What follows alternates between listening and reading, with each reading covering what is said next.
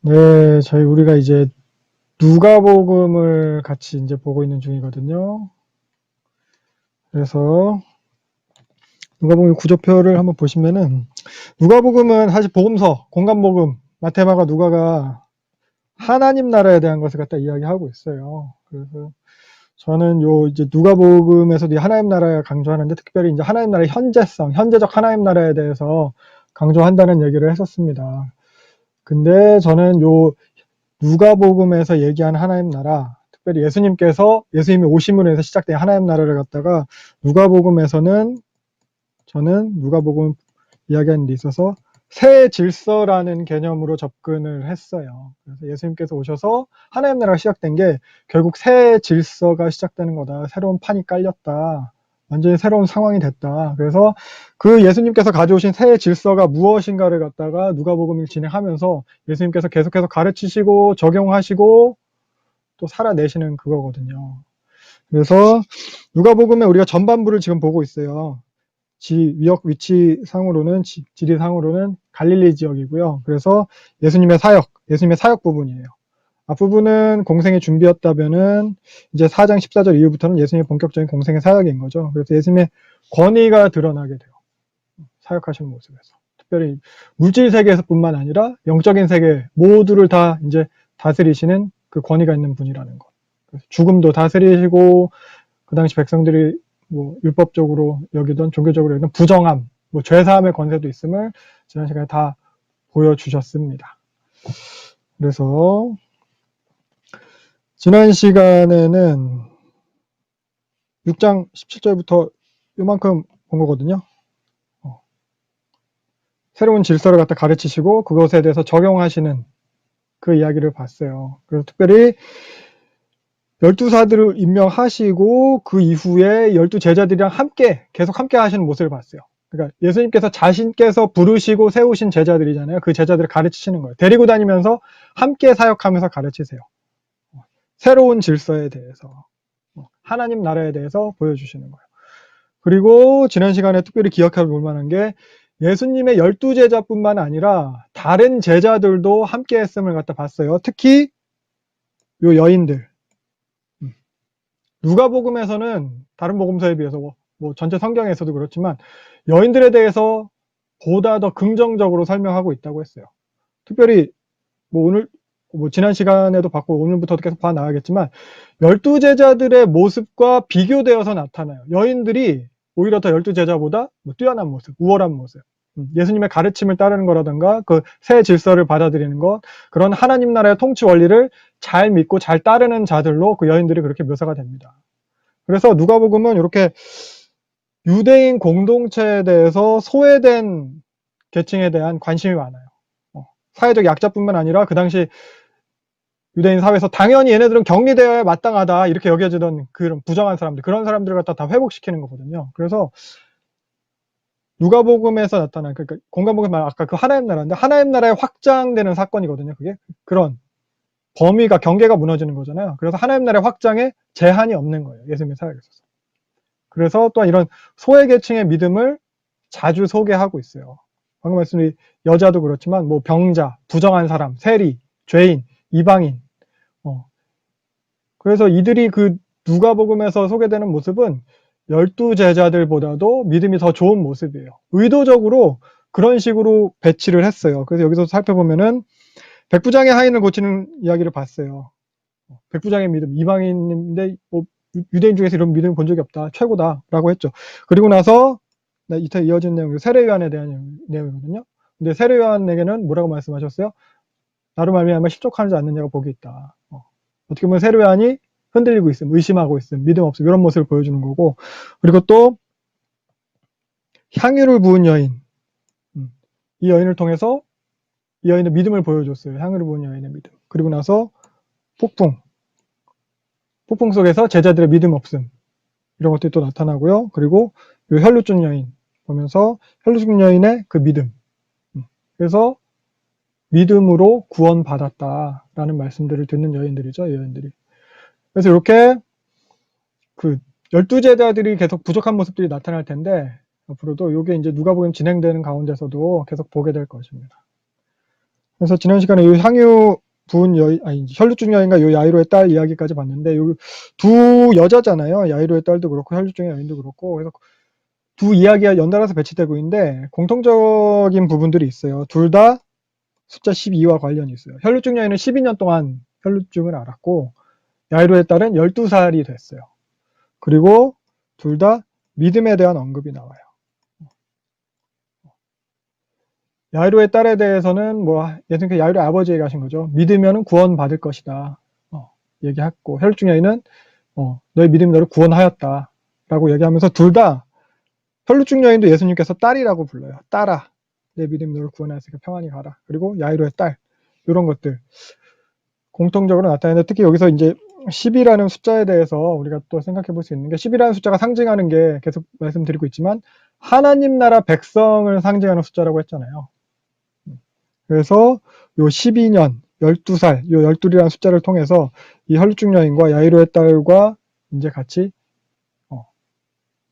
이 상징하는 것을 생각해 보면은, 결국 하나님 나라 백성이 부정한 상태, 그리고 사망 아래 있었던 상태였는데, 이 하나님 나라 백성에 대해서 예수님께서 정결케 하시고 다시 회복시키실 것이다, 회복시키신다, 이것을 갖다가 비유적으로 보여주는 거라고 할 수 있겠습니다. 그래서 누가복음은 이렇게 예수님을 통해서 하나님 나라가 시작되고 다시 점진적으로 확장돼 가는 모습을 그리고 있습니다. 그래서 이런 하나님 나라의 확장의 모습과 더불어서 계속 또 이제 가르침도 더 심화돼 가요.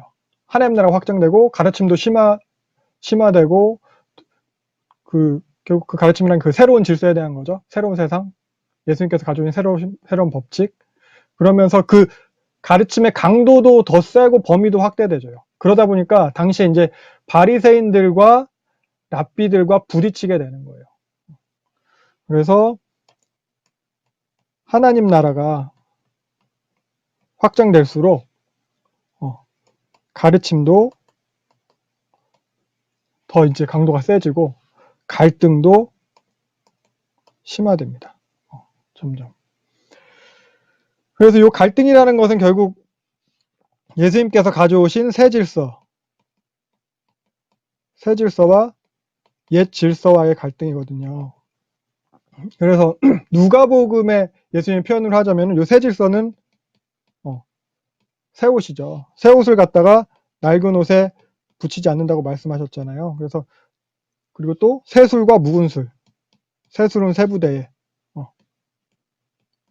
그래서 새 것과 옛 것, 새 것과 옛 것의 갈등이 계속 이어지게 될 거예요. 그래서 지난 시간에 이어서 오늘은 요 9장부터 보도록 할 겁니다. 9장은 이제 12제자를 예수님께서 파송하시는 이야기로 시작을 해요. 그래서 오늘 본문을 같이 보도록 할게요. 예수님께서 이제 제자들에게 모든 능력과 권위를 다 주셨어요. 그리고 예수님이 보내세요. 여기서 강조되는 것은 예수님께서 보내시는 거예요. 예수님께서 다 주시고 예수님께서 보내시는 거예요. 그래서 누가가 강조하는, 누가복음과 사도행전에서 같이 강조되는 게 뭐냐면은 결국 예수님과 제자들이 같다는 거예요. 같은 권위로, 같은 역할로. 그래서 지난번에도 얘기했지만 사도행전에서 보면 예수님이 했던 사역을 베드로가, 바울이, 교회가 그대로 하는 것을 볼 수 있어요. 여기도 마찬가지예요. 12제자를 파송하는 것도 예수님께서 하시던 사역을 그대로 가서 이제 제자들이 해요. 그러니까 같은 일을 하는 거잖아요. 그 목적이 같아요. 그래서 예수님의 목적이 결국 하나님 나라거든요. 그러니까 제자들의 목적도 이거예요. 하나님 나라를 전파하기 위함이에요. 그리고 뭐 이어지는 내용, 예수님이랑 같은 사역을 하는 거, 앓는 자를 고치고 부정한 사람들을 온전케 하고, 예수님이 하던 그 일을 제자들이 이제 동일하게 하는 거예요. 하나님 나라에 이게 확장되는 사건이거든요, 이것도. 그러니까 3절부터 5절을 보면, 그래서 그 제자들이 이제 그 전도 사역을 나감에 있어서 하나님의 함에 있어서 어떤 태도로, 어떤 모습을 해야 되는지를 갖다 설명을 하는 거거든요. 요약하면은 하나님만 의지해야 된다는 것을 말하고 있는 거예요. 그러니까 하나님 나라를 전하는 데 있어서 현실적인 그런 여건이나 상황이나 물질에 의지하지 말라는 거예요. 전적으로 하나님만 의지하라는 그 신앙을 가르쳐 주는 거예요. 다른 거 눈치 보지 말라는 거예요. 그러니까 결국 복음을 전하는 데 있어서 다른 눈치를 보게 되면 결국 복음이 오염돼요. 상황이나 뭐 환경이나 다른 사람의 뭐 평가나 시선, 그런 거. 혹은 나의 유익 이런 걸 구하지 말라는 거예요. 물질 따라다니면서 내 이익 따라다니면서 그렇게 사역하지 말라는 거예요. 뭐 좀 적용을 해보자. 뭐 그러니까 백성들 눈치 보면서 인기 따라서 뭐 성도들 듣기 좋은 소리 뭐 그런 거 하지 말라는 거죠. 뭐 설교할 때. 어떻게 하면 뭐 대형교회 뭐 청빙 받을까? 어디 뭐 담임 목사 자리 없나? 그런 식으로 찾아다니면서 사역하지 말라는 거예요. 그냥 9장 4절에 나타났듯이 보냄 받은 자리에서 그곳에서 부르신 자리에서 그냥 묵묵히 하라는 거예요. 뭐 우리에 대해서도 마찬가지예요. 교회된 우리 성도들도 마찬가지죠. 우리가 신앙생활 하는 것도. 그러면서 5절 보면은 먼지를 떨어버려라 이런 말을 하고 있어요. 먼지 떠는 것은 유대인들의 그런 오래된 관습이에요. 유대인들이 그 성별을 부정한 것을 그러니까 성전이 제일 귀한 장소죠.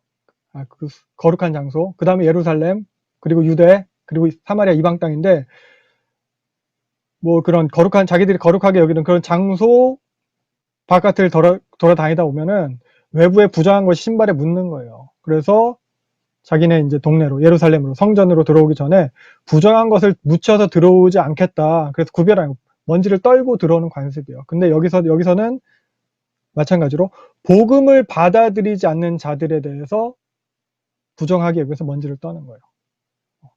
복음을 받아들이지 않는 자들, 니네 책임이다. 니네는 우리랑 상관이 없다. 구별하는 거죠. 우리말로 뭐 손절 뭐 이런 거예요. 그래서 심판의 선언으로까지도 볼 수 있어요. 그리고 누가가 이걸 기록한 것은 또 보면은 이미 이건 누가가 기록될 당시의 상황도 이제 반영되어 있는 거죠. 박해의 상황을 이미 염두에 두고 있어요. 교회에 대한 박해, 복음에 대한 박해의 상황.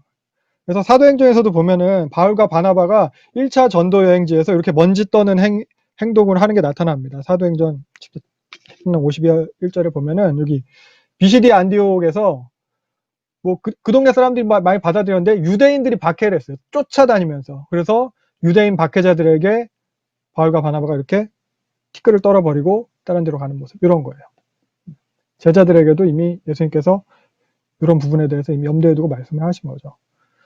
그래서 6절부터 보면은 제자들이 이제 복음을 전했어요. 그리고 사역을 하게 돼요. 그러니까 예수님의 사역하시는 모습이랑 동일한 모습이죠. 목적도 동일한 거고 하나님 나라고. 제자들이 각자가 예수님이 하던 걸 그대로 감당하는 거잖아요. 그러니까 예수님이 지금까지 혼자 하셨어요. 근데 지금 12명, 12제자가 해요. 12배가 된 거잖아요. 하나님 나라가 더 확장된 거잖아요. 그러니까 그 동네 분봉왕 헤롯이 당황하게 되는 거예요. 7절부터 9절. 여기 분봉왕 헤롯은 헤롯 안티파스를 말한다고 했어요. 헤롯 대왕의 아들. 갈릴리 지역을 다스리고 있었잖아요. 그러니까 한 명이던 예수가 12명이 되었으니까, 그리고 막 동시다발적으로 곳곳에서 나타나고 저러고 있으니까 사실 자기가 아직 왕인데, 근데 막 하나님 나라 막 이런 거 얘기하고 다니니까 자기 입장에서 이거 거의 뭐 기분이 나쁘죠. 직접 뭐 쿠데타라고까지 여기지 않을 선동되는 거니까. 그럼 백성들 가운데 소문이 커지니까 당황하는 거예요. 이 사람이 누구냐? 누구이게 이러고 다니냐? 자기 땅인데 좋게 보이지 않는 거죠. 그래서 나중에 보면은 잡아서 죽이려고까지 해요. 이렇게. 그러면서 헤롯이 계속 예수가 누구냐 이렇게 묻죠. 요 헤롯의 질문에 대한 답, 그가 누구이기에 대한 답, 그것과 관련된 사건이 뒤에 9장 10절부터 이어지는 사건입니다. 오병이어 사건, 5,000명을 먹으신 사건. 다들 아시죠? 이거는 사복음서에 다 나타나는 사건이에요. 그래서 10절부터 보면은 12제자가 뭐 전도행 사역을 마치고 돌아왔죠. 예수님은 이제 좀 쉬게 하고 싶으셨을 거예요. 다른 복음서에 보면 쉬게 하려고 한적한 곳으로 데리고 가려고 하세요. 그래서 따로 데리고 베세다로 가십니다. 지도를 보면은 잠깐 설명을 하면은 여기가 이제 갈릴리 지방이죠. 분봉은 헤롯이 다스리는 데고 예수님은 요 갈릴리 지방에서도 요 가버나움을 중심으로 많이 사역을 하셨다고 했어요. 베세다는 어디냐? 가버나움 바로 옆에 붙어 있어요. 여기 가버나움 기역 밑에 여기 있어요. 여기. 예수님 여기부터 여기까지 가시는데 배 타고 가신 거예요. 갈릴리 바다에서 배 타고 이렇게. 그래서 베드로가 요 베세다 출신이에요. 베세다 이름 자체가 어부의 집이라는 뜻이에요. 작은 도시예요. 작은 도시. 어촌. 근데 소문 듣고 사람들이 엄청 많이 따라온 거예요. 동네 조그만데. 근데 예수님이 어떻게 했어요? 그 사람들이 이제 11절부터 보면은 예수님이 그 사람들을 쫓아내지 않으시는 거죠. 영접하시는 거예요. 영접하시고 하나님 나라의 일을 이야기하시고 병고치자들은 고치시더라. 이렇게.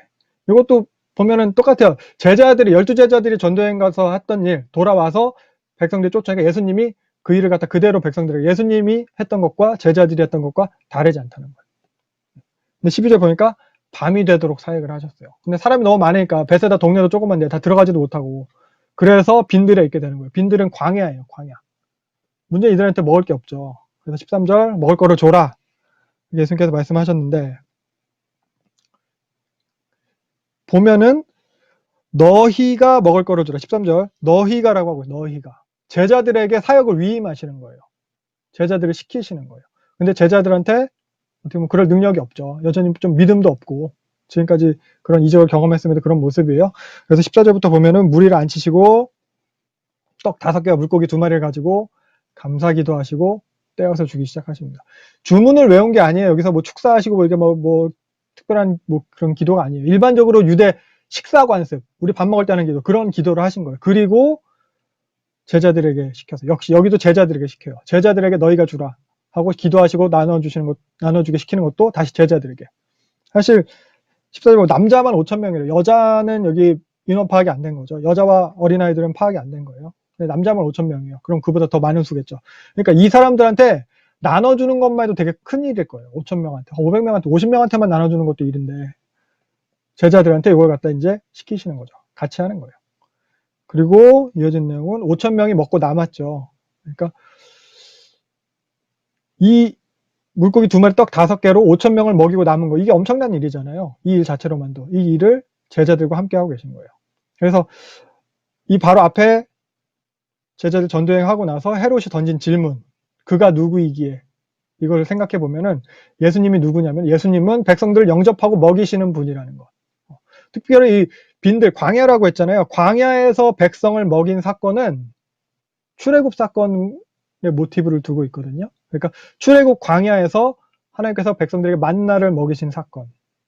그래서 이거는, 요 사건은 이제 모세의 이미지를 떠올리게 하는 거예요. 구원자. 그런 구원자, 이 구원자로서의 예수님에 대해서 보여주고 있습니다. 그래서 이 예수님이 이 자신의 사역의 제자를 갖다 이제 동참시키시는 거잖아요. 자신의 사역을 위임하고 계시는 거예요. 이게 제자예요. 예수님이 하던 거를 갖다 같이 하는 거. 예수님이 하던 일을 위임받아서 맡아서 하는 거. 그래서 누가는 아까 말씀드렸지만 사도행전과 누가복음에서 이걸 강조하고 있어요. 예수님이 제자라는 거.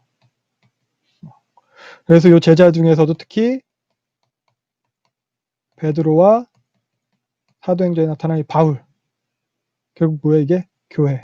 교회까지. 예수님이 하시던 그 일을 갖다가 결국 교회가 한다는 거예요. 뭐예요? 하나님 나라. 하나님 나라가 예수님부터 시작이 되는데 예수님이 제자들에게 맡겼어요. 사도행전에 따르면 또 이제 베드로와 바울이 또 이제 대표적으로 그걸 맡아서요. 결국 지금은 우리 교회까지 이어지게 되는 거예요. 하나님 나라가. 그래서 요 12바구니가 남았거든요. 그래서 이 12바구니가 남은 사건, 이것도 이제 이것과 관련해서 설명하기도 해요. 그러니까 중근동 문화에서 음식을 이제 서빙을 하잖아요. 음식을 이렇게 대접을 하고 음식을 먹고 남은 것은 이제서야 비로소 그 음식을 대접한, 음식을 섬긴, 서빙한 사람들, 봉사자들의 몫이 되는 거거든요. 지금도 중동 지방에 가면 그래요. 손님들이 다 먹고 그 이후에 그것을 준비한 사람들이 먹어요. 여자죠. 여자들이 음식을 준비하면은 남자들이 다 그 앉아서 거실에서 먹고 남으면 그게 이제 여자들의 몫으로 가요. 그러니까 서빙한 사람, 봉사자들의 몫으로. 그러니까 지금 백성들이 다 먹고 남았어요.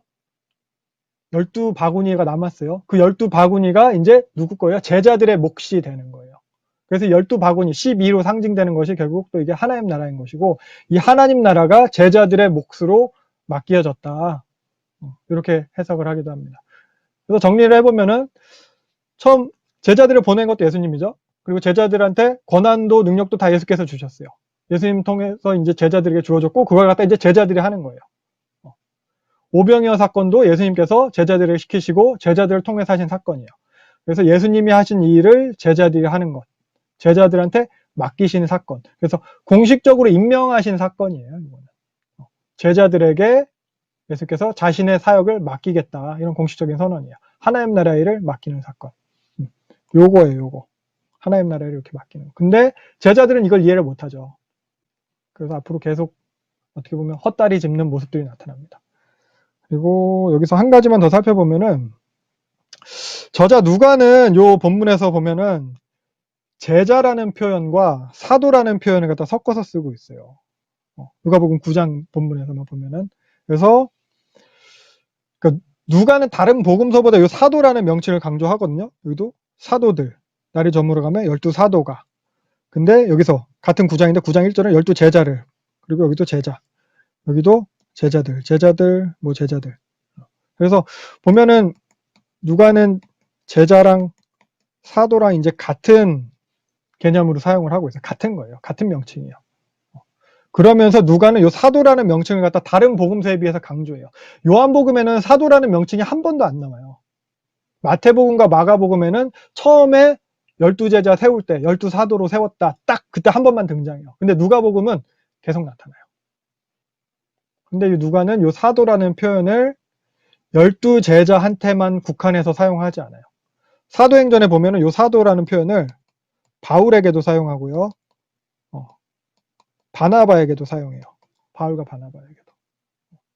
그래서 사실 이제 나중에 바울 서신을 하면 보겠지만 바울의 이 사도권이 되게 논쟁이 많이 되거든요. 누가가 이것에 대해서 이제 바울의 사도권에 대해서 변호해 주는 것으로도 볼 수 있고, 그래서 예수님의 제자가 사도예요.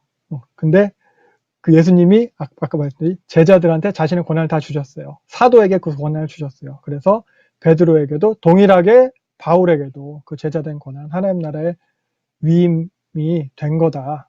이렇게 생각을 할 수 있겠습니다. 누가 이걸 자신의 복음서와 사도행전에서 주장하고 있는 거예요. 그래서 이처럼 예수께서 이제 제자를 부르시고 가르치시고 위임하시고 맡기시고 이렇게 보내시는 건데, 여기가 하나님 나라잖아요. 근데 제자들은 온전히 이해하지 못했다고 했어요. 그러니까 새 질서, 예수께서 새 질서에 따라서 제자들을 부르시고 예수와 함께 있음으로 그 새 질서를 경험하고 있는 그들이었는데, 근데 그 새 질서 안에 있으면서도 제자들이 추구하는 거는 자신들이 이전 그 유대주의적 틀 안에서 벗어나지 못하고 있는 거예요. 옛 질서에서 벗어나고 있지 못해. 추구하는 것은 옛 질서인 거예요. 자기가 새 질서 안에 있으면서도. 그래서 유대인들만을 위해서 오시는 그런 메시아, 이스라엘 나라의 왕으로 오시는 메시아, 그걸 갖다 계속 이제 추구하고, 뭐 그걸 갖다가 이제 어떻게 보면은 자기들이 취하려고 그러고 있는 거예요. 그래서 예수님께서 계속해서 가르치시는 거예요. 그래서 지금부터는 본격적인 제자 집중 사역이에요. 누가복음의 이 앞부분, 여기까지는 이적이 많았어요. 예수님께서 기적을 일으키시고 이런 게 많았어요. 근데 이적은 점점 줄어들어요. 그리고 가르침이 점점 늘어나요. 예수님께서 계속 비유가 많이 나타날 거예요. 그래서 보면은 18절부터 바로 이어진 내용은 이제 베드로의 신앙 고백에 대한 내용이거든요. 그러니까 예수님께서 누구신지, 예수님이 자신이 누구신지, 예수님이 누군지에 대해서 이제 직접적으로 드러내기 시작하세요. 그래서 보면은 여기가 이제 다른 복음서에서는 여기 장소가 가이사랴 빌립보거든요. 마태복음이나 마가복음에서는 다 여기 가이사랴 빌립보에 가가지고 제자들한테 사람들이 나를 누구라 하느냐, 너희들은 나를 누구라 이렇게 물으시는데, 누가복음의 장소에 대한 언급은 없어요. 그냥 따로 기도하실 때 이것만 강조되고, 누가복음 기도를 강조한다고 했잖아요. 뭐 그래요. 그래서 왜 그런가라고 생각을 해보면은, 지도를 보면은 가이사랴 빌립보는 여기에 있어요. 근데 누가복음은 구조가 이제 지리적인 구조를 띈다고 했잖아요. 지리적으로 예루살렘으로 향하는 구조. 처음에 예수님께서 요 갈릴리 지방에서 사역을 시작을 하시지만 결국에는 예루살렘으로 향하게 되고 예루살렘에서 끝나는 구조예요. 계속 지금 그러니까 갈릴리 사역이 끝났어요. 요 시점으로 지금 9장 요 시점으로 갈릴리 사역이 끝나요. 그러면서 계속 예루살렘으로 가는 여정이 이어져요. 이 여정 가운데서 백성들을 계속 가르치시는 거예요. 근데 백성들이 아니라 제자들. 근데 지리적으로 요 가이사랴 빌립보는 예루살렘으로 가는 방향이 있지 않잖아요. 그래서 아마 요 지명을 갖다 생략을 했을 거예요. 아무튼 예수님께서 기도하실 때 이제 제자들한테 물으십니다. 나를 누구라고 하냐? 사람들은 뭐 이렇고 저렇고 얘기합니다. 그러니까 베드로가 나서서 대답을 하죠. 하나님의 그리스도입니다. 메시아라는 거죠. 그리스도. 하나님의 구원자입니다 정도의 의미가 될 거예요. 요게 이제 예수님의 정체죠. 예수님의 정체예요. 예수님이 요것에 대해서 뭐 틀렸다, 너 잘못 말했다 이렇게 얘기하지 않았어요. 베드로가 이제 정답을 말했어요. 근데 21절 보면은 예수님께서 아무에게도 말하지 말라고 하세요. 그리고 나서 자신의 고난당함과 죽으심과 부활에 대해서 얘기를 해요. 그러니까 베드로는 정답을 말했어요. 예수님이 메시아가 맞아요. 예수님의 메시아적 정체성이 드러난 거예요. 근데 베드로뿐만 아니라 아까 말했듯이 그 백성들뿐만 아니라 제자들, 그들이 가지고 있는 구원자의 개념이 예수님께서 이루실 구원 사역이랑은 현저하게 다른 거였어요. 그래서 예수님께서 얘기하지 말라고 경고하시고 이제 자기가 이루실 구원 사역에 대해 말씀하시는. 그들이 생각하는 구원 사역은 예루살렘에 쳐들어가서 로마를 다 물리치고 그리고 나서 다시 다윗의 나라, 이스라엘 나라를 회복하는 그 구원의 모습을 생각했다면은 예수님은 고난 당하시고 죽으심에 대해서, 이 죽으심을 통해서 이루실 구원 사역에 대해서 말씀하시는 거예요. 그게 22절이에요. 죽으심을 예고하세요. 그래서 죽으심을 말씀하시고 바로 이어서 가르치시는 것도 니네들도 나를 따르려거든 나와 같이 돼야 된다. 죽어야 된다. 이걸 가르치시는 거예요. 그래서 23절부터 27절까지 이어지는 내용이 예수님께서 제자도에 대해서 가르치시는 거예요. 계속 말하자면 예수님이 제자도가 예수님 이퀄 제자예요. 이 개념이에요. 그래서 이 개념이 계속 이어지는 거예요. 그래서 나와 같이 죽어야 된다. 그 얘기를 하는 거예요. 24절이 그거예요. 그것이 니네 자신을 구원하는 길이다. 죽어야 된다. 그래서 뭐 역사적인 그 이스라엘 나라가 회복해가지고 제국을 이루어가지고 온 천하를 갖다 다 다스리게 되는 거, 그것보다 더 중요한 게 너희의 구원이다. 25절. 구원이 더 중요하다. 그러니까 나와 내 말을 부끄러워하지 말고 26절 증인된 삶으로 살아라. 이런 얘기를 가르치시는 거예요. 이게 제자의 길이에요. 보면 자기를 부인하고 자기 십자가를 지고 따르는 것. 근데 누가는 특별히 날마다를 강조하고 있어요. 다른 복음서에는 요 날마다가 나와 있잖아요. 근데 누가는 날마다를 갖다 추가했어요. 날마다. 현재적인 개념을 강조하는 거예요. 현재적 하나님 나라, 현재적 그런 제자의 삶, 요걸 갖다가. 일상의 삶 속에서. 그냥 교회에서만, 어디 은혜 받았을 때만, 아니면 혼자 있을 때만 이게 아니고, 매일매일의 삶. 일요일에만 이게 하나님 믿는 게 아니고, 매일매일의 삶 속에서 실제적, 현재적 개념을 강조하고 있어요. 그래서 매일같이 십자가를 져야 된다는 거예요. 십자가 사건이 어떤 그런 특정한 회심 사건, 은혜 받은 사건이나 그런 단회성의 신앙 고백 사건, 이게 아니라는 거예요. 내 세례 받을 때 이게 아니라는 거예요. 날마다 매일매일 예수님 때문에, 하나님 나라의 통치 원리 때문에 그 새 질서에 속한 삶을 사느라고 매일매일 죽음의 고통을 감수하는 삶을 살으라는 거예요. 십자가 그렇잖아요. 십자가가 우리는 교회도 다니고 교회에서 자주 받고 십자가 예수님 이퀄 십자가 이렇게 생각하다 보니까 십자가에 대한 그런 끔찍한 이런 느낌이 많이 없는데, 십자가는 당시 최고로 잔인한 사형 틀이었잖아요. 그걸 날마다 감당하라고 말씀하시는 거예요. 그리고 보면은 자기 십자가예요. 자기 십자가. 남의 십자가가 아니고, 내 예수님 십자가 도와주겠다 이게 아니고 내 십자가. 자기 십자가라는 거는 자기가 죽을 게 확정이 됐다는 거예요. 그 길을 가라는 거예요. 그러니까 좀 고생하고 마는 게 아니고, 예수님 십자가 대신 진 사람이 있었어요. 예수님 골고다 올라가실 때 구레네 사람 시몬. 근데 구레네 사람 시몬은 그 당시 십자가를 대신 졌어요. 자기 십자가 아니었어요. 골고다까지 같이 올라갔지만 자기가 달려 죽을 게 아니었어요. 예수님이 죽을 거였어요. 근데 제 십자가를 지라는 것은 내가 죽을 것이 정해진, 확정된 나의 죽음, 그 자기 십자가를 지라는 거예요. 그게 어떻게 보면 여기서 이제 자기 부인과도 관련이 있는 거라고 생각할 수 있을 거예요. 자기 부인. 그래서 예수 믿는 건 편하고 쉬운 일이 아니죠.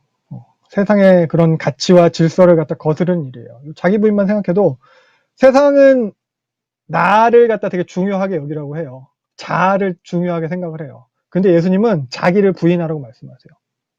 우리는 자아 실현을 말하지만 성경은 사실 그렇게 얘기하고 있잖아요. 나의 자아를 찾는 것, 내가 원하는 것을 하는 것, 나의 행복을 찾는 것, 나를 위해 무언가 성취하는 것, 내가 내 모습을 결정하는 것, 이런 게 사실 교회를 망쳐요. 교회에 이런 자의식, 자아라는 게 생기면서 사실 타락이 시작됐어요. 중세 때.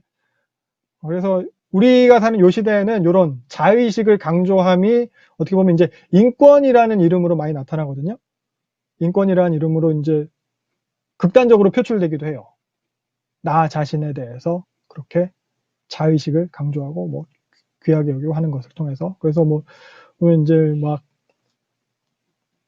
페미니즘도 사실 이제 평등을 위한 뭐 차별하지 않음 요거 말고 더 나가서 막 극단적인 모습들이 있어요. 막 워마드라든가 막 메갈리아 이런 것들, 그리고 뭐 동성애, 그리고 뭐 딩크족 이런 것도 생각할 수 있을 것 같아요. 그래서 결국 자신의 행복을, 내 욕구를 갖다 극도로 절대화시키다 보면은 건강하지 않은 모습들이 나타나거든요. 그래서 하나님이 주신 우리의 정체성은 우리의 뭐 자아 실현이라던가 나 자신의 행복 이런 거 있지 않아요. 하나님께서 주신 교회됨에 있어요. 하나님 나라의 백성됨에 있어요. 그러니까 하나님의 창조 목적에서 우리의 정체성도 찾아야 되는 거죠. 근데 그렇다고 해서 사실 뭐 성경이 뭐 인권을 갖다 무시한다거나 뭐 우리의 행복을 갖다 거부한다거나 뭐 성경이 그러는 건 아니에요. 근데 그런 사회운동하는 사람들이 이야기하는 인권과는, 성경이 말하는 인권은 그 시작이 달라요. 나로부터 시작되는 인권이 아니고요. 하나님의 형상으로부터 시작된 인권이에요. 내가 생각하고 내가 결정한 그런 나다움을 이루기 위해서, 그런 나다움을 보호하기 위해서, 그것을 보호하기 위한 인권이 아니라 하나님의 형상을 회복하기 위해서 보호돼야 되는 거예요.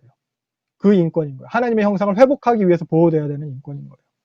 그래서 사실 인권운동이라는 것 자체가 기독교적 문화 바탕에서, 성격적인 바탕에서 시작이 됐어요. 유럽에서부터. 근데 지금의 인권운동은 사실 성경의 틀을 많이 벗어났어요. 너무 나갔어요. 이제는 보호돼야 될 인권이 아니라 이제 더 나아가서 더 가지려 하는 그런 인간의 이기심이 돼버렸어요. 보호한다기보다는.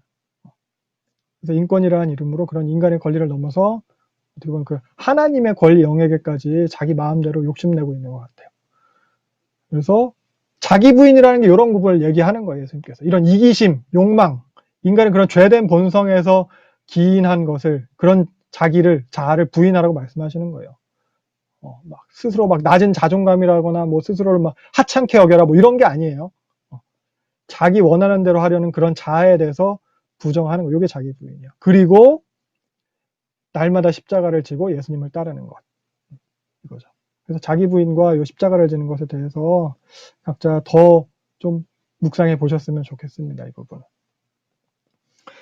네, 그리고 27절 보면은 뭐 죽기 전에 하나님 나라를 볼 사람도 있다. 이런 말씀을 하시는데, 이 죽기 전에 하나님 나라를 본다는 말이 뭔가 여러 가지 주장들이 있는데, 바로 뒤에 이제 변화산 사건이 이어지거든요. 예수님이 산에서 모세랑 엘리야를 만나면서 막 광채하고 변화되는데, 이렇게 영광스러운 예수님의 모습, 요것을 갖다 보게 되는 거다. 이렇게 하는 사람, 주장하는 학자들도 있고요. 혹은 뭐 예수님 죽으시고 다시 부활하실 거잖아요. 부활하신 예수님을 보게 된다. 이런 걸 얘기를 하기도 하는데, 저는 또 제가 동의하는 의견은 오순절 성령 강림 사건을 보게 된다는 것으로 저는 동의를 하거든요. 그런 학자들의 견해를. 그러니까 죽기 전에 하나님 나라를 볼 거다. 요 기록 자체가 누가만 기록하고 있어요. 다른 복음서에는 기록이 되고 있지 않아요. 그러면은 누가만 기록하고 있는 것으로 보아서 오순절 사건, 이것도 사도행전에 누가가 기록한 거잖아요.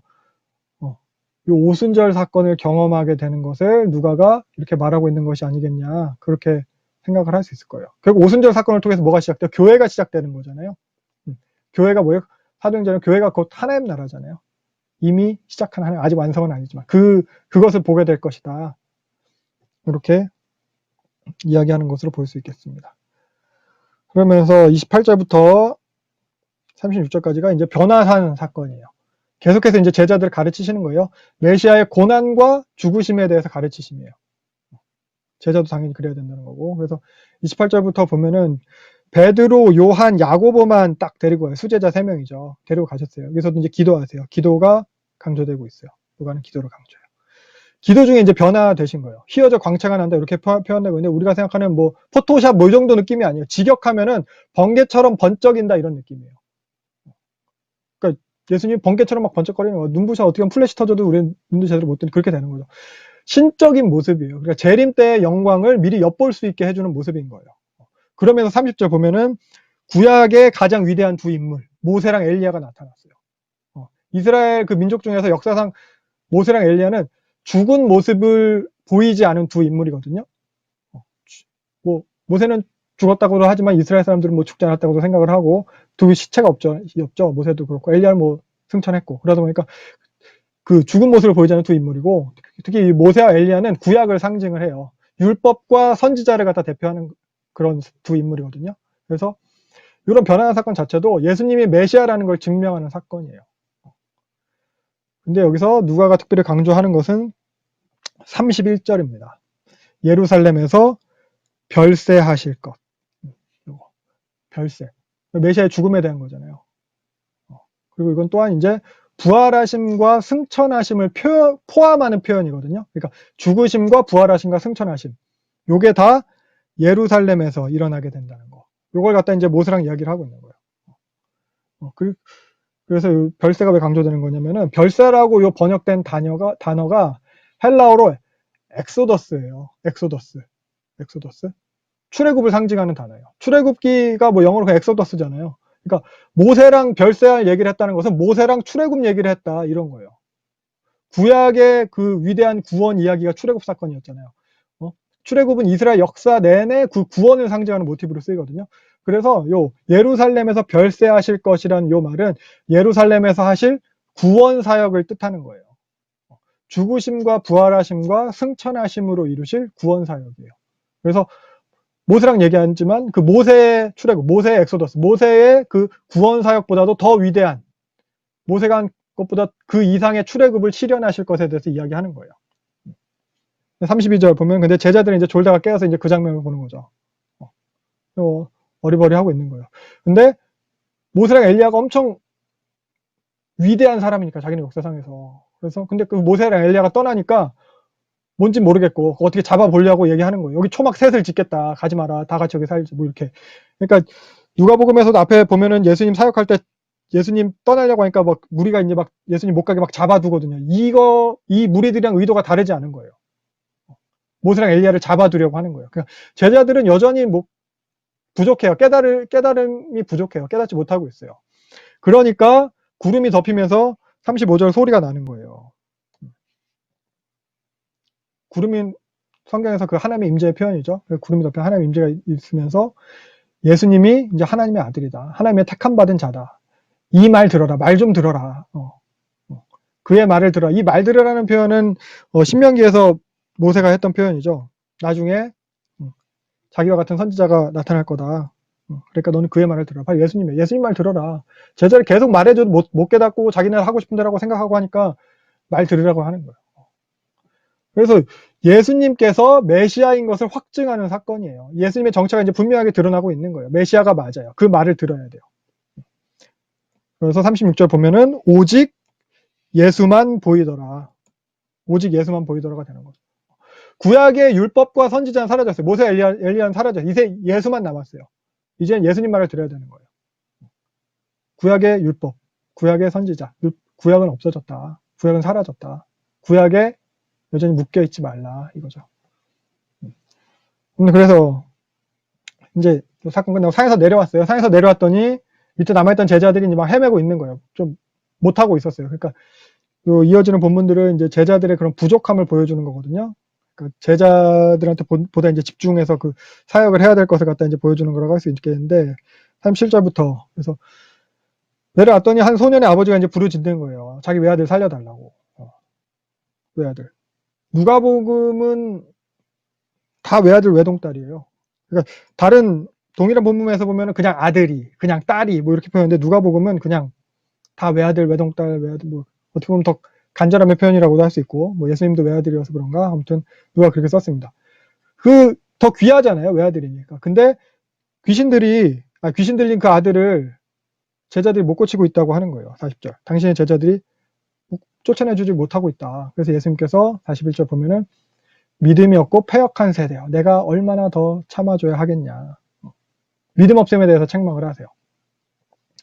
그래서 믿음 없는 세대에 대한 책망은 누가복음에서 앞으로도 이제 계속해서 등장을 하게 될 거거든요. 11장에서도 결국 예수님 말을 듣고도 예수님을 보고도 회개하지 않고 반응하지 않는 그런 자들에 대해서 믿음 없는 세대라고 책망하시면서 이제 너희들이 그 믿음 없음에 대해서 담당해야 될 거다라는 것에 대해서 이 세대를 책망하는 것은 계속해서 앞으로 나타나고 그래서 언제까지 너희를 참아줘야 돼 이런 표현에서 보면은 이제 그게 임박했음을 나타내는 거예요. 예수님이 이제 지금 계속 예수님이 자기 죽으실 것에 대해서 제자들한테도 말씀하고 있잖아요. 그리고 그래서 제자들한테 자기가 죽으실 것이기 때문에 제자들한테 그 사역을 맡기시는 거거든요. 그래서 말씀하세요. 언제까지나 내가 다 해줄 수 없다. 이제는 니네가 해야 된다. 이제 니들이 이 하나님 나라를 맡아서 해야 되는데 언제까지 내가 계속 해야 되냐. 이 말씀을 하시는 거예요. 그러면서 42절 보면은 꾸짖어서 낫게 하십니다. 그러면서 여기서 하나님의 위엄이 나타났다고 이야기를 하고 있어요. 그래서 이걸 통해서 이제 제자들과 구별되는 모습이에요. 제자들이 아무리 지금까지 예수님께 제자들 위임을 하고 또 제자들이 예수님이 했던 사역과 동일하게 한다고 해도 계속 요 부분에서는 오늘 보는 이 부분에서는 예수님의 메시아됨이 계속해서 드러나게 되는 것이고 그것에 비해서 제자들은 뭐 깨닫지 못하면 계속 나타나는 거예요. 그래서 예수님이 어떻게 보면 여기서 이제 하나님의 위엄이 나타나고 모두 이제 놀랍게 여길 때 다시 한번 또 말씀하시는 거예요. 자신의 죽으심에 대해서. 그래서 반복되는 패턴으로 이렇게 제자들을 갖다 가르치고 있어요. 메시아가 증명되는 사건, 그리고 나서 바로 이어서 죽으심을 갖다 예언을 해요. 그 말씀을 하세요. 베드로의 신앙 고백, 예수님이 어떤 존재인지, 누군지, 그 신적인 정체성이 드러났죠. 그리고 나서 바로 자기가 이제 죽으실 것에 대해서 얘기를 하세요. 변화산 사건, 막 광채가 나고 번쩍번쩍 했어요. 모세 엘리야가 나한테. 근데 거기서도 자기가 예루살렘에서 별세하실 것에 대해서 얘기를 해요. 그리고 귀신들이 소년을 고치면 하나님의 위엄이 나타났어요. 제자들이 못하는 거 예수님이니까 했어요. 예수님이 메시아니까. 근데 바로 이어서 말씀을 하세요. 자신의 죽으심에 대해서. 그래서 이걸 통해서 강조되는 것은 메시아가 맞는데 그 메시아가 죽는 거다. 메시아의 사역이 죽는 게 맞다. 메시아, 구원자잖아. 구원자의 사역이 죽는 거다. 죽는 게 구원 사역이 맞다. 요걸 갖다 이제 강조를 하고 있는 거예요. 이건 사실 원독자한테도 중요한 거거든요. 원독자가 이게 누가복음은 이방인에게 쓰여진 거라고 했잖아요. 그래서 이방인에게는 예수 그리스도의 죽음, 십자가는 미련한 거예요. 미련한 거. 유대인에게는 거리끼는 것이요, 이방인에게는 미련한 것이다. 십자가에도. 근데 이 복음을 전해야 되는 거예요. 그래서 메시아가 예수가 맞냐? 맞다. 근데 그 메시아의 사역이 죽는 것이 또한 맞다. 이것이 또 이제 증명이 되는 거예요. 이것을 뭐 어떻게 보면 변증, 증거, 뭐 그렇게 얘기를 하고 있는 거예요. 근데 뭐 제자들은 이것을 갖다 계속 이해 못하는 모습이 나타나는 거죠. 영적으로 좀 무지하고 부족한 모습이 나타나는 겁니다. 그래서 이어지는 내용도 그렇게 이제 말귀 못 알아듣는 그런 제자들의 모습이에요. 그래서 예수님 계속 그때마다 가르치시고 하긴 하는데 이어서 보면은 이제 46절. 근데 밥그릇 싸움 하는 거거든요. 이때부터는 제자들이. 그러니까 제자들이 예수님의 그런 영광스러운 모습, 능력, 이런 걸 봤어요. 그러니까 왕으로 오시는 메시아 이걸 갖다 많이 기대를 했겠죠. 그 모습을 갖다 이제 기억을 하고, 그래서 이제 자기들도 이제 그런 영광을 나눠 갖겠거니. 그런 것들이 이제 자기들한테도 주어지겠다.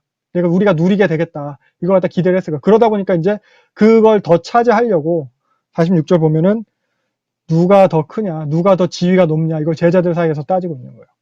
근데 예수님은 그런 제자들에 대해서 이제 어린아이 한 명을 데리고 와가지고 가장 작은 자로 섬기는 자가 가장 높은 자다. 이렇게 말씀하십니다. 48절의 내용이 그거죠. 그래서 어떻게 보면 이제껏 지금까지 가르쳐 오신 하나님 나라의 그런 통치 원리가 이거잖아요. 이게 새 질서잖아요. 높아지려고 하지 말고 낮아져서 섬기라는 것. 낮은 자리로 임하신 예수님, 이 성육신이 그거잖아요. 예수님이 보여주신 본이 이건데 계속 이걸 가르치고 보여주고 계시는데 제자들은 이걸 깨닫지 못하고 있는 거예요. 49절도 같은 맥락에서 이어지는 내용입니다. 이번에는 뭐 요한이 자기한테 합류하지 않는, 자기를 따르지 않는 다른 무리에 대해서 그 예수님 이름으로 사역하는 것을 못하게 했대요.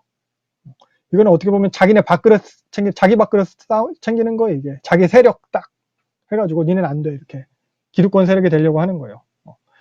다른 사람, 예수님 이름으로 행하는 다른 사람에 대해서 니네는 하지 마, 이건 우리 거야. 뭐 로얄티 주장하는 것도 아니고. 그래서 이런 거 보면은 뭐 진짜 정치인들 같아요. 뭔가 다시 바뀌면은 새로워질 줄 알았는데 정작 그들이 또 기득권이 되어가지고 그런 모습들, 이런 거 보면 제자들도 그런 모습이에요, 지금. 그래서 50절 보면 예수님은 제자들한테 그러지 마라, 이렇게 말씀하시고 또 가십니다. 그래서 요 51절부터가 이제 예수님이 이제 예루살렘으로의 여정을 이제 본격적으로 시작하는 거거든요. 복음서에서 전환점이에요. 마태, 마가, 누가복음이 다 이 변화산 사건 이후로 이렇게 복음서에서 전환점을 맞이하고 있거든요. 누가복음도 마찬가지야. 그래서 51절 보면은 예수님께서는 승천하실 기약이 차가면 이렇게 써 있잖아요. 자신의 정해진 사역을 위해서 그 길을 가시는 거예요. 그럼 굳게 결심하셨다 이렇게 표현하고 있어요. 강한 의지가 예수님이 들어간 표현이죠. 그래서 죽음을 향해서 이제 결단을 하시는 거예요. 요거부터 이제 누가복음의 후반부 시작입니다. 그러니까 갈릴리 사역은 완전히 마무리가 됐고요. 지금부터는 예루살렘으로 여정. 제자 집중 사역이에요. 교훈이 많이 등장하고 비유가 많이 등장해요. 그래서 51절부터 보면은 근데 시작부터 보면은 사마리아에서 거절당하시는 내용이에요. 이게 시작부터 이제 배척당하시는 거죠. 53절부터 보면 예루살렘에 간다니까 못 가게 하는 거예요. 유대인이랑 사마리안이랑 사이가 안 좋잖아요. 다 아시죠? 이거는 구약하면서도 했고 말라기 하면서 뭐 다 했던 말라기 느헤미 하면서 다 했던 부분이죠. 에스라 느헤미 이런 거 다 하면서. 그래서 서로 보면 이제 요한복음에서 보면 서로 이제 상종을 안 한다고 이렇게 표현을 하고 있어요. 그러니까 이제 못 지나가게 하는 거예요. 어떻게 예루살렘 가냐 못 가게 이렇게. 그러니까 이 얘기를 듣고 54절에 야고보랑 요한이 하늘에서 불을 내려서 멸하게 하자고 이런 식으로 이야기를 하는 거예요. 하늘에서 불을 내려서 멸하는 사건은 사실 구약에서 엘리야가 한 사건이거든요. 엘리야가 이제 자기한테 계속 이렇게 왕이 이제 신하를 보낼 때마다 하늘에서 불이 떨어져서 죽이고. 그러니까 방금 뭐 변화산에서 엘리야를 봐서 그런지 계속 이런 식의 이야기를 제자들이 하는 건데 이런 것만 봐도 제자들은 이제 여전히 오해하고 있는 거예요. 그러니까 원수를 그냥 다 무찔러버리고 왕으로 그런 능력으로 왕으로 등극할 예수님을 갖다 기대를 하는 거거든요. 그러니까 그들의 마음은 이미 자기들이 이제 하나님 나라에서 큰 어떤 고위 관직에 올라가 있어요. 심판자예요. 한 자리씩 해가지고 권세를 휘두를 그런 모습이 이제 여기서 보여지고 있는 거예요. 그러니까 55절부터 예수님이 이제 제자들을 꾸짖으시고 그냥 다른 마을로 가시는 거죠. 그러니까 배척이 있어요. 배척이 있지만 예수님은 그래도 이제 묵묵히 그 길을 가세요. 예루살렘을 가는 길이 누가 이제 뭐 꽃길 깔아놓고 빨리 오세요 이게 아니고 계속 방해하는 것들이 있지만 예수님은 그냥 가시는 거예요. 제자들이 말귀 못 알아들어도 자신은 그냥 자신의 그 사명의 길을 가시는 거예요. 이후에도 누가복음에서는 이렇게 예수님의 의지가 반복적으로 드러나게 됩니다. 그러면서 57절부터 62절 보면은 이건 그 예수를 따르는 그런 제자도의 대가, 어떻게 보면 하나님 나라 백성 되는 그런 대가에 대해서 얘기를 하는 건데, 그래서 57절, 58절 보면 어떤 사람이 이제 따르겠다고 하는데 이 사람도 어떻게 보면 이제 약간 오해를 했겠죠. 예수 따르면은 한 자리 차지하겠지. 그러니까 예수가 설명을 하는 거예요. 내가 가는 길이 그런 부귀영화의 길이 아니라는 거죠. 외롭고 쓸쓸한 길이라는 거예요. 멸시, 천대, 그런 핍박의 길이라는 거예요. 그러면서 어떻게 해요? 제자된 너희도 이 길을 감당해야 된다는 걸 가르치시는 거예요. 그러니까 예수님이 꼴 제자, 이게 계속 누가복음에서 나타나는 것입니다. 그래서 너희도 동일한 그런 핍박과 어려움을 감수해야 된다. 그러니까 여전히 그렇게 큰 그런 영광이 있을 줄 알고 그런 오해하지 말고 깨달으라고. 말귀 못 알아듣는 제자들한테 그걸 계속 가르치시는 거예요.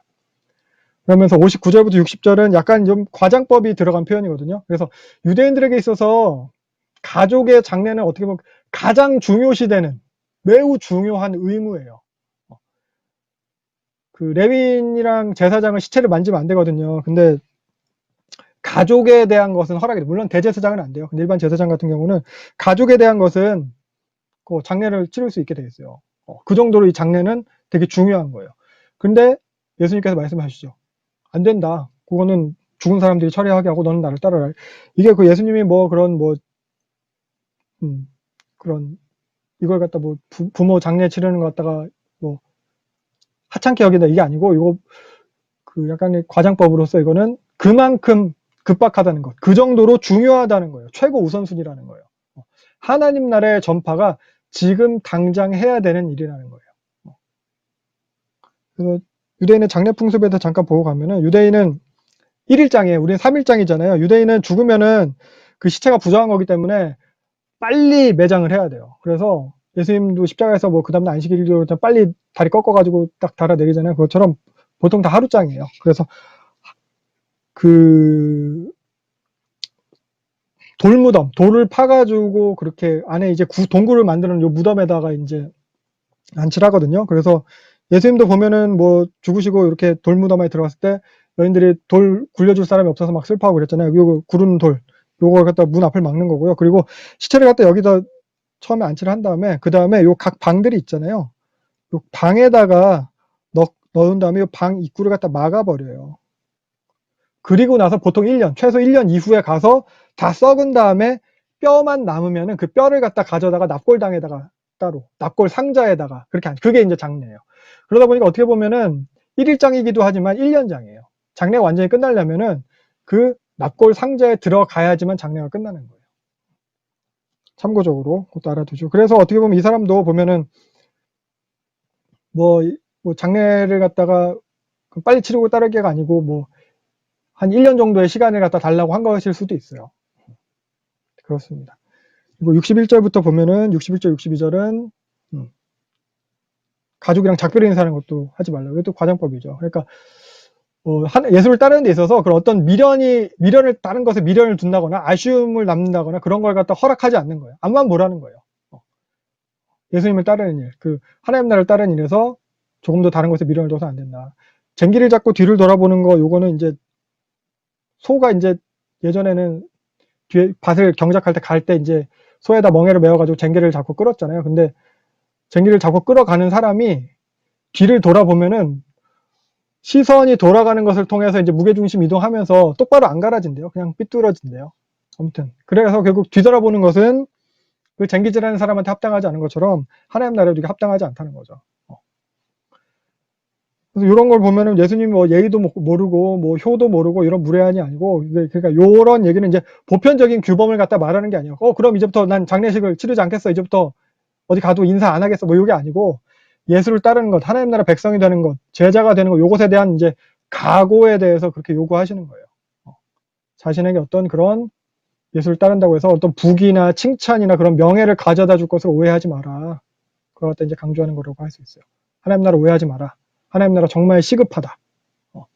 그래서 이어지는 내용도 이런 제자들이 이 임박한 하나님 나라에 대해서 전하는 내용입니다. 그래서 10장 보면은 70인의 제자를 갖다 파송하는 내용이에요. 이게 24절까지 이어지는데 앞에 오늘 9장 처음에 봤던 12제자 파송 내용이랑 유사해요. 근데 조금 더 구체적인 면이 있어요. 70인 제자 파송 사건은. 그리고 또 이 70인 제자 파송 사건은 누가만 기록한 사건이에요. 다른 복음서에서는 나타나지 않아요. 그래서 보면은 12라는 수가 이스라엘을 상징하는 하나님 나라 백성을 상징하는 수라고 했잖아요. 요 70인 제자 파송, 요 70이라는 숫자는 이방 모든 세계 민족을 갖다 상징하는 숫자로 여겨져요. 이게 왜 그러냐면 창세기 10장에 보면은 노아 홍수가 끝나고 노아의 아들들 3명의 셈과 함과 야벳의 족보가 나오면서 그들로부터 퍼져나간 족속들에 대해서 창세기 10장에 다 설명이 되고 있거든요. 이때 기록된 그 세계 민족이 70개로 나타나요. 그래서 유대인들은 이 숫자 70을 세계 모든 민족을 갖다 상징하는 것으로 여겼다고요. 그래서 이 70인 제자 파송이라는 게 결국 이방인 선교를 갖다 암시하는 내용으로 볼 수 있겠습니다. 세계 선교, 하나님 나라의 확장적인 사건이죠. 이건 이제 사도행전에 가서 또한 이런 상징이 이제 성취가 되는 거죠. 예루살렘으로 가시는 길이에요. 예수님이 죽으러 가는 길이에요. 그 길에서도 하나님 나라를 이렇게 전하면서 가시는 거예요. 그 1절 보면은 예수님이 본인이 가시려는 동네예요. 본인도 갈 거예요. 제자들 니네만 갔다 와가 아니고 본인이 가시려는 동네에 제자들을 먼저 보내요. 사절단이죠. 그러니까 예수님의 사역을 같이 하는 거예요. 예수님 사역을 가서 먼저 하고 있는 거예요. 여기서도 예수님과 제자들이 갔다는 것을 보여주고 있고요. 그래서 여기서 둘씩 앞서 보냅니다. 둘씩 보낸 거. 12제자도 사실 둘씩 보냈어요. 마가복음에 따르면은, 마가복음에서 12제자 파송 사건에 따르면 둘씩 짝지어서 보냈다고요. 둘씩 보내는 건 성경에서 증인의 의미가 있죠. 계시록에서도 그래서 교회를 상징하는 두 증인이 또 나타나게 됩니다. 그래서 둘씩 보냈고요. 그래서 2절, 이들에 대해서 이렇게 또 말씀하십니다. 추수할 게 많다. 보내달라고 해라. 요거는 이제 좀 시급함, 역시 임박함을 표현하는 거라고 했어요. 임박한 하나님 나라에 대해서. 그만큼 복음을 맡은 자들의 그런 책임이 무겁다는 거죠.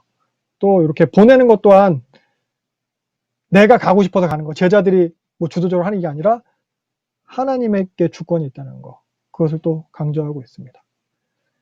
그래서 3절 보면은 요 3절은 이제 앞에서 그 말씀하신 그런 제자도의 대가, 요것을 갖다 반영하는 표현이거든요. 그러니까 쉽고 편한 길이 아니라는 거예요. 누가는 특별히 여기 어린 양이라고 표현해가지고 더 그런 무력함, 나약함을 갖다 표현하고 있어요. 마태는 그냥 너희를 보낸 것이 이제 양을 이리 가운데 보낸 것 같다. 마태는 그 양이라고 했는데 누가는 어린 양이라고 표현해가지고 더 연약함을 강조해. 스스로 할 수 있는 게 없다는 거예요. 하나님을 의지해야 된다는 거예요. 그러니까 뭐 내가 사자도 늑대도 아니고 그러니까 억지로 강제로 뭐 믿게 하고 뭐 이럴 능력, 그런 강제력도 없는 거예요. 그냥 가는 거예요. 어린 양이에요. 그래서 쭉 갔을 때 니네들이 이제 행해야 되는 모습은 앞에 이제 12제자를 보냈던 그런 모습들이랑 이제 크게 다르지는 않아요. 좀 더 그냥 급한 느낌, 좀 더 현장감 있는 느낌이 강조되긴 하는데 크게 큰 틀은 다르지 않습니다. 개념은 다르잖아요. 그러니까 말했듯이 더 좋은 여건 그런 거 조건 찾아서 움직이지 말고 사람 눈치 그런 거 보지 말고 그렇게 하라는 결국 강조되는 것은 그래서 하나님 나라예요. 그러니까 병도 고치고 막 도움도 주고 하지만 중요한 건 그게 아니에요. 중요한 건 하나님 나라라는 거예요. 9절 병을 고치고 나서 영접하는 자들한테 하나님 나라가 너에게 가까이 왔다. 그리고 또 11절 영접하지 않아도 하나님 나라가 가까이 온 줄 알아라. 모두 다 완료형이에요. 하나님 나라가 가까이 왔다. 완료형이야. 이미 왔다는 거예요. 하나님 나라가 임박했다. 시급했다. 회개하고 믿어라. 안 그러면은 12절 완전 멸망할 거다. 소돔과 고모라는 창세기에 나왔죠. 불과 유황이 막 비처럼 하늘에서 내려가지고 멸망한 요 소돔 고모라보다 니네 더 망할 거다. 이런 얘기는 그냥 완전히 망할 거다. 이거. 결국 그만큼 급하다. 지금 빨리 영접해야 된다. 믿어야 된다 이거죠. 그러면 13절에서 15절에도 보면은 예수님께서 가버람, 고라신, 베세다에 대해서 저주를 합니다. 아까 지도 잠깐 살펴봤듯이 가버나움이 여기고 고라신은 가버나움보다 조금 위에 있어요. 그럼 결국 여기 이렇게 해서 요 삼각형을 이룬 요 동네, 예수님이 요 동네에서 주로 가버나움은 이제 예수님 뭐 갈릴리 사역의 전초 기지였고 여기 돌면서 계속 여기서 가장 이적을 많이 하신 동네가 요 세 군데예요. 가버나움, 고라신, 베세다. 근데 믿지 않았어요. 그래서 예수님 말씀하세요. 니네 망할 거다.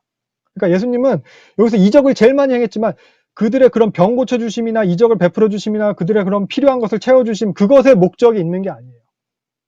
그들이 회개하고 하나님 나라에 들어오게 되는 그것에 목적이 있는 거예요. 그래서 우리도 보면 우리는 예수님을 어떻게 대하고 있나 우리 예수님 대하는 모습은 어떤가 그냥 이적 혹은 내 필요를 채워주심 이것만 바라고 있는지도 모르겠어요. 두루와 시돈 요 가버나움에 있었던 그런 백성들처럼 그래서 이들에 대해서 예수님께서 음무까지 낮아지게 될 것이다. 두로와 시돈이 너희보다 견디기 쉬울 것이다. 두로와 시돈은 여기 이방 땅이죠. 페니키아 땅.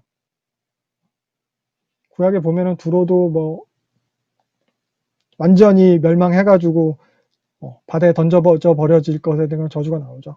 그 두로와 시돈이 너희보다 견디기 쉬울 거다. 이렇게 얘기하는 거예요.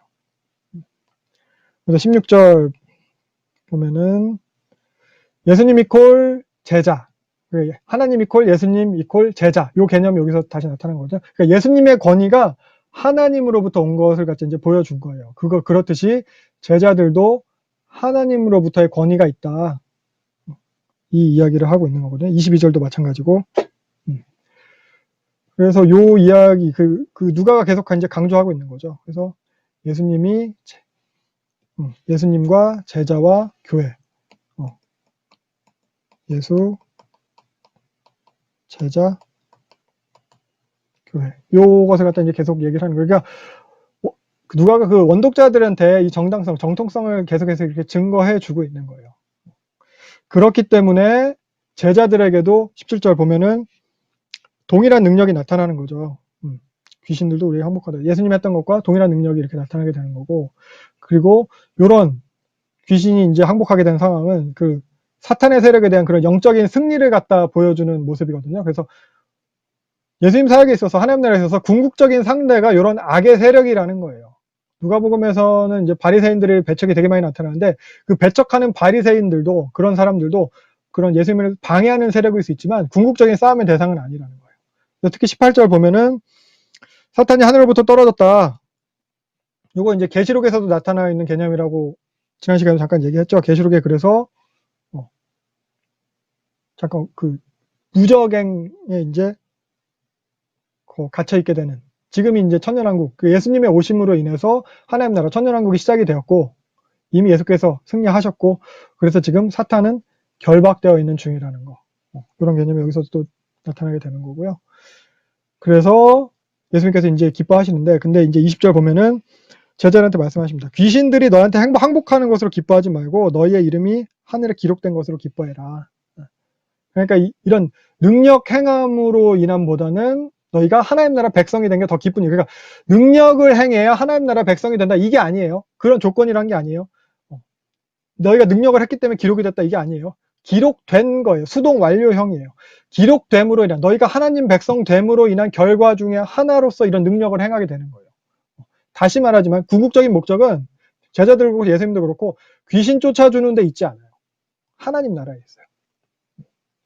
그리고 이런 제자들의 전도행에 대해서 예수님이 21절에 이제 기쁨으로 반응하십니다. 성령으로 기뻐하신다고 나타나요. 그러니까 제자들이 잘해서 능력이 크게 나타나서 기쁘다는 게 아니에요. 니네들 귀신 뭐 나보다 더 많이 쫓았어 훌륭해 뭐 이게 아니에요. 이게 기뻐하시는 그런 근본 이유가 아니라는 거죠. 그러니까 성령으로 기뻐하시는 거예요. 성령이요. 하나님의 뜻이 이루어지고 있음으로 인한 기쁨이에요. 제자들의 모든 사역의 의미도 여기 있어요. 사람들의 필요를 채워준다거나 아니면 제자들이 뭐 뛰어나 더 높임받고 영광받고 인정받는 이런 것에 목적이 있는 게 아니고 하나님의 뜻이 하나님의 목적이 성취되고 있는 게 기쁜 거예요. 우리도 사실 요걸 기뻐해야 돼요.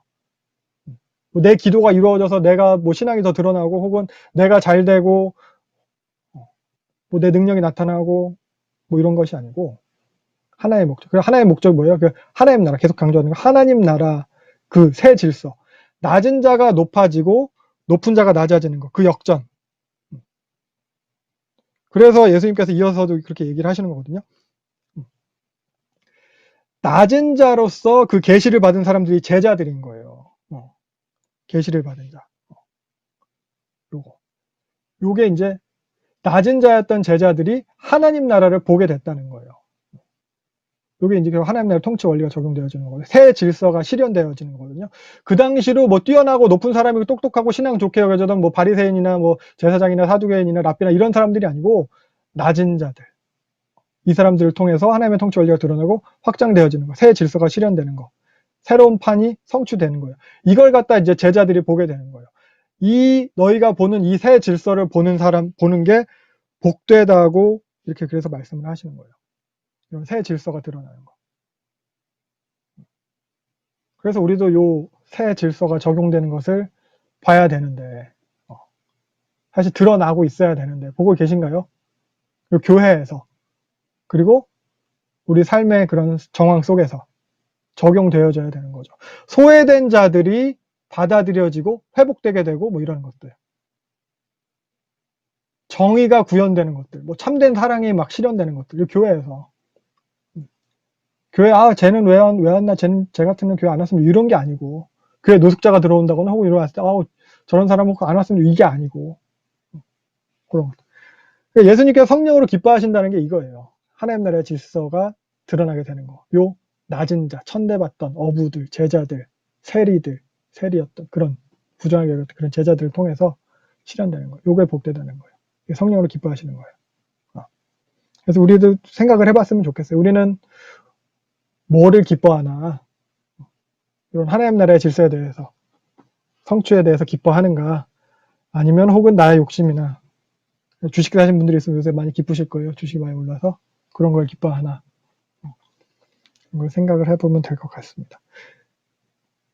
네, 그래서 이어지는 내용들도 계속 그런 내용이에요. 기존 질서를 깨뜨리시는 가르침이거든요. 하나님 나라의 그런 새 질서. 네. 그래서 이어지는 부분은 다음 시간에 보도록 하겠습니다. 그래서